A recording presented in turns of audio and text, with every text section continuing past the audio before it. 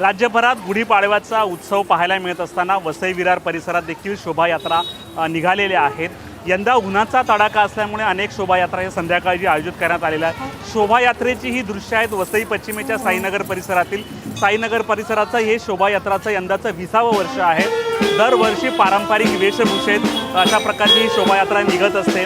साईनगर, समतानगर, मानव मंदिर परिसरात ही शोभायात्रा निघत असते आणि या शोभायात्रेचं जागोजागी स्वागत होत असतं आणि या शोभायात्रेत लोकांनी मोठ्या प्रमाणावर गर्दी केल्याचं पाहायला मिळालं होतं। त्यामुळे एखाद्याला कुठेतरी हिंदू संस्कृती टिकून आहे असं या शोभायात्रातून दिसतंय।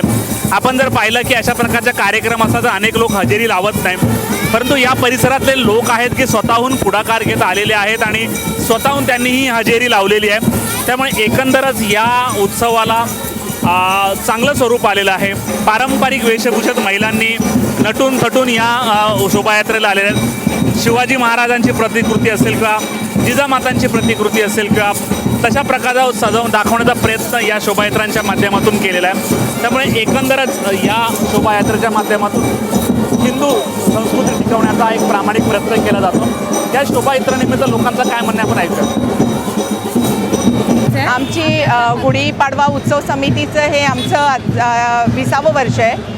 आमची आज म्हणजे या वर्षीपासून आम्ही प्रभात फेरी ही संध्याकाळची केलेली आहे, कारण सकाळचं सगळं आटपून बायकांना यायला जमत नव्हतं, म्हणून या वर्षीपासून आम्ही संध्याकाळची केली आहे। त्याप्रमाणे म्हणजे आज बायकांचा मॉब पण भरपूर आहे आणि त्याप्रमाणे आता आपली ही शोभायात्रा इथून कुठून येते समतानगर आणि अंबाडी मानव मंदिरमधून पुन्हा साईनगरमध्ये आपली पोचणार आहे आणि नंतर आमचा दीपोत्सव आहे। त्याच्यानंतर आमचे छोटेसे कार्यक्रम आहेत आणि एक छोटासा खेळ पैठणीचा आहे।